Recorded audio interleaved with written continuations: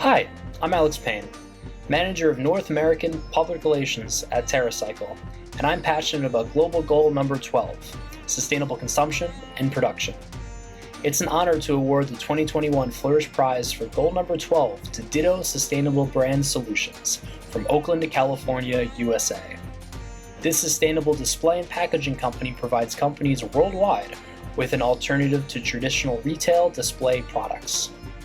Made from 100% recyclable, compostable, and non-toxic materials, Ditto is an industry leader in sustainable marketing and display tools. Well done, Ditto Sustainable Brand Solutions.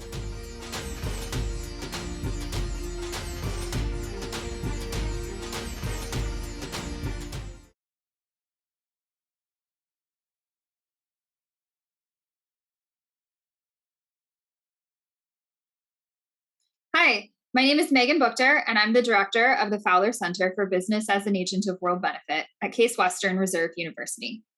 At the Fowler Center, we run a program called Aim to Flourish that strives to teach students around the world about the UN Sustainable Development Goals and businesses' role in helping to achieve them.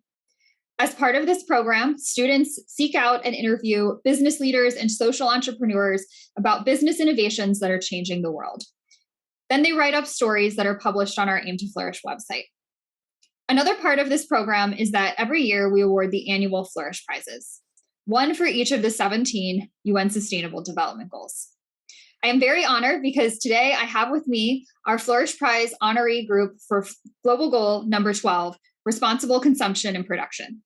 I have with me today Professor Nancy Landrum from Loyola University Chicago, as well as her student Lauren Hammett. And I also have with me today Gary Barker, the founder of Ditto Sustainable Brand Solutions, who is now the Director of Sustainability for Next Gen Packaging. Thank you so much to everybody for being here. Nancy, I would love to start with you and ask you a little bit about how you have used Aim to Flourish in your class and some of the outcomes that you've seen. All right, thank you, Megan. I teach a class on sustainable business practices where we introduce students to how to adopt sustainability within your business. And we address the sustainable development goals early on in the semester. And then I assign the Aim to Flourish project. So students are responsible for finding their own business leader, interviewing the business leader, learning about the business, and then trying to match those, the information, what the practices are of the business, to the sustainable development goals. So I have been doing this for a few years, and this is how we integrate it into the class. In the end, students create some remarkable stories like the one that Lauren has produced about Ditto brands. And students always have such positive feedback about their ability and their opportunity to interact with business leaders and how it has given them confidence that they can talk to business leaders now. And it also gives them more knowledge about what it really means to be a sustainable business leader and to understand what sustainable business practices are. Thank you.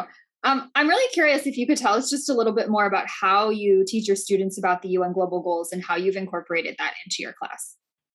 We start by introducing the Sustainable Development Goals. We go through all 17 of them in class. We spend one day to discuss those goals. And then I let students I introduce them to the Aim to Flourish project, and I let them find their own business leaders. So in the end, it is the students' responsibility to connect what the businesses are doing with the goals. And then they come back at the end of the semester after they've written their story, and they make a presentation to my class, and they tell students what other businesses like Ditto Brands are doing and how it connects to the global goals. Oh, that's great. So each of your students get a chance to present their stories back to the class. Yes, that's exciting. That's exciting. That gives the students a chance to not only interview the business leader that they went out and interviewed, but also then to hear from their classmates about the companies that they found.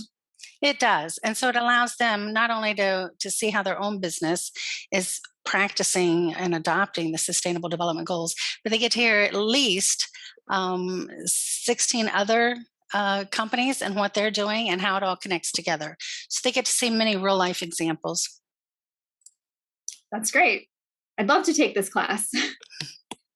Lauren, I'd love to hear from you about your experience in Professor Landrum's class, and also how did you find Ditto Sustainable Brand Solutions?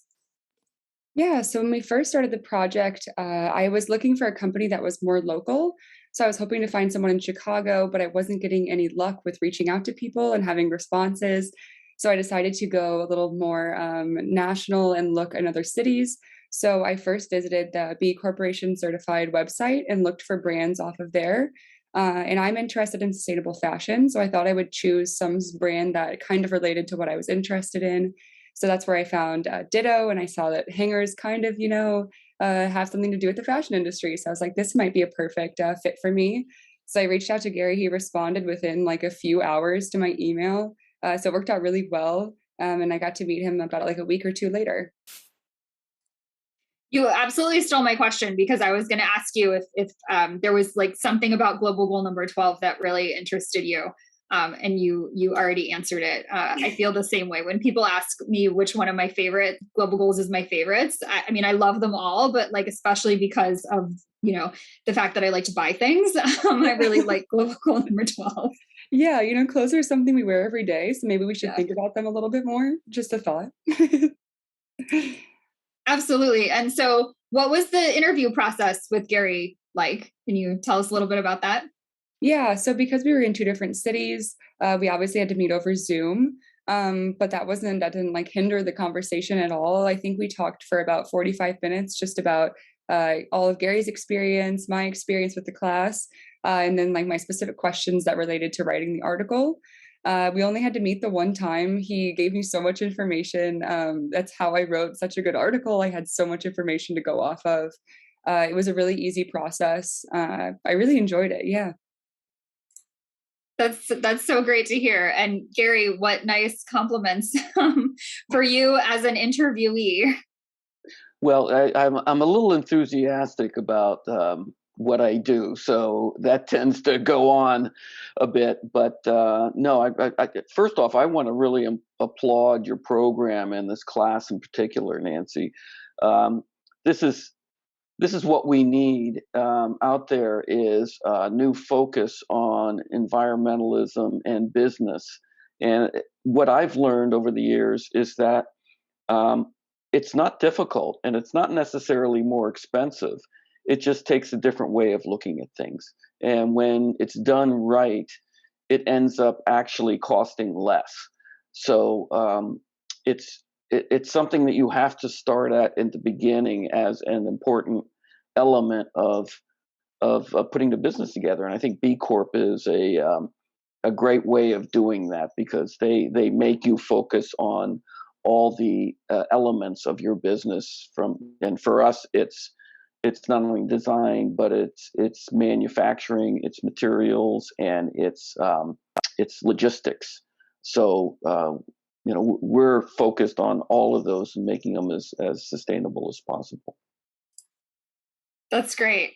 And so this is such a cool story. And what a great story for responsible consumption and production, because the story is about hangers.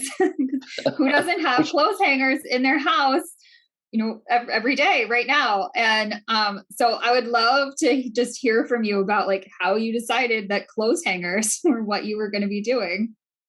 Well, being a industrial designer, the focus of our design was always to swipe something past a price reader at the checkout stand, and that was it. There was no thought about what happened to the product when it died, when it finished its useful life. And so I started a company called Greenheart Global with a fellow designer, Larry Chernikoff, with the idea of reverse designing products so that 100% of them stay out of landfills. And the way we do that is by understanding the collection system at the end of its useful life in various regions, and looking at materials, looking at ways of designing it so that it'll stay in those collection systems. And it was my partner, Larry, who came up with looking at an everyday product, and it was the everyday dry cleaning hanger, which we all have in our closets and in our garages and basements. And we found out that 300 million of those are landfilled every year, which is a significant number. But then we started looking at these, and these are your everyday plastic retail hangers. And we found out that 20 billion of these are landfilled every year. And 20 billion would fill 11 Empire State Buildings from basement to observation deck. So we realized that was our product. So we spent 2.5 years researching and doing a deep dive into clothing manufacturers and logistics and retail stores, and we came up with the Ditto hanger. And we chose paper because it's one of the most recycled materials in the world. It's recyclable at the store level because of cardboard boxes being recycled, and at consumers' curbside. And we took that basic idea, and as a design company, we ended up moving it to all kinds of different levels. This is a hanger that we designed for Adidas for their silver line. And now we've taken it to a whole new level with luxury brands such as Gabriela Hearst, and we're doing these European hangers that require really wide shoulders. So it's just a matter of looking at a product and seeing how it's used, where it's ends its useful life, what systems are in place, and then it's a design process of materials manufacturing and function. And you can really do that with any product. And I think in the fashion industry, the amount of waste is so huge that even something as ancillary as hangers end up contributing to that waste. So that's where we are right now. And like I say, recently we were bought by Next Gen Packaging, and we're fortunate now to really take this global. And so we're producing this in key locations around the world. And now with a plastic ban in Europe, we're just really moving there, and we're just getting a tremendous amount of enthusiasm. So that's the story in a nutshell. Wow, I had no idea about the number of hangers that ended up in landfills every year. That's wow.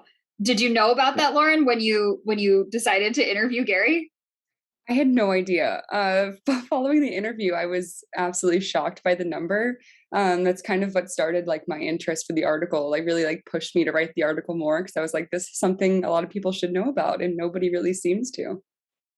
Yeah, and it's something where hangers haven't innovated in plastic hangers in 60 years, wire hangers in over 100 years. And because of that, they're just invisible. So no one sees them. So and now there's a business standard of shipping clothing on hangers called GOH, or garments on hangers. And so that means that every garment that comes in has its very own hanger. And if you don't take that hanger home with them, it goes in a box under the counter into the dumpster at the end of the day, because it's far cheaper to throw it away than it is to send it back and reuse it. Wow. What an industry for you to be in. It's strange, and it's a commodity, and that's one of the reasons why designers haven't touched it, is because it's this hated commodity. Everybody hates hangers. And I wanted to design something like toasters or TVs or cars or something like that, and here I am spending 15 years on hangers. But you realize what an important thing it is, because it is a commodity. And so we have an opportunity to really change this, and I'm hoping to change all kinds of different products. That's so exciting. Who knows what else I'll be learning from you in the future about, the numbers of other products I don't think about that end up in the landfill. So I certainly appreciate the knowledge. I'm definitely going to think about that every time I take a piece of clothing off of a hanger from now on. I'm sure Lauren thinks about this all the time now. I'm sorry, but yeah, that's that's all. No, I it's think great. about. I mean, this is what we should be telling people, right? Like to think about these products every day. Yeah. I am curious about your company being a B Corp and how that impacted your organization. We started Greenheart Global as a green design company. So we were green from the bottom up. We would only work with certified manufacturers and materials, which cost more, which were harder to find 15 years ago. So our product was more expensive. And we were looking for a certification that was for the whole company rather than just for the product, because it was clear that our product was green. It was the material was tested, so it was non-toxic. There's no formaldehyde, chlorine. We use starch-based adhesives, soy-based inks. So the product was clearly a green product.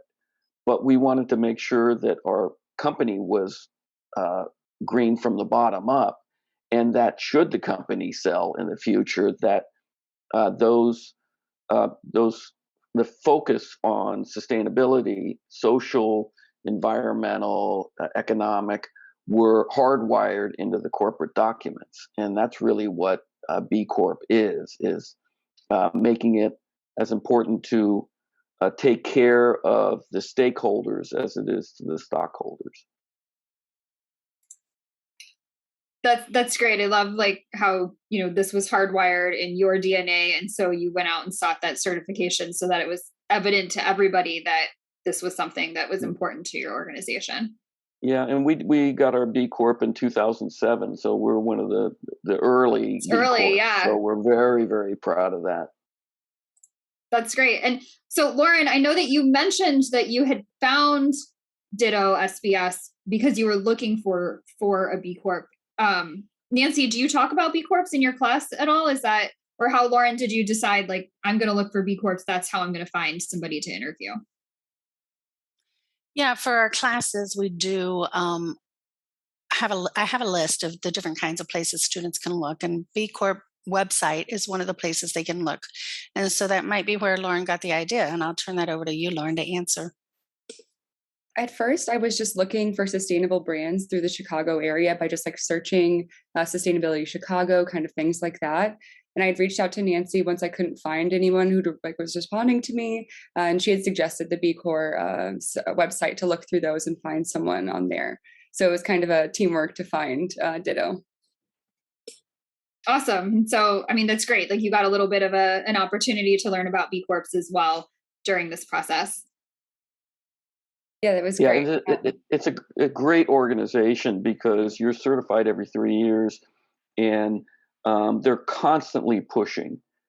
And we really changed a lot of the metrics for B Corp because we were an international manufacturing company, and a lot of the early B Corps were regional. So they produced in the United States. They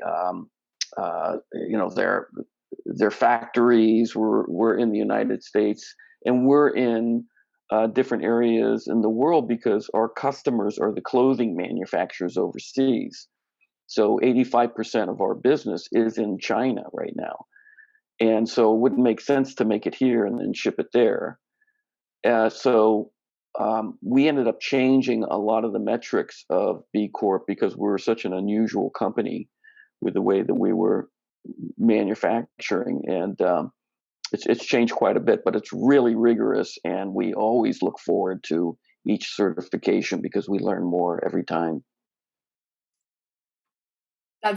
That's really cool. That is a really cool aspect to your story. I'm curious, you mentioned producing in China because that's where most of the clothing manufacturers come from. So can I go out and buy your hangers, or are they mostly they're targeted towards companies, big companies?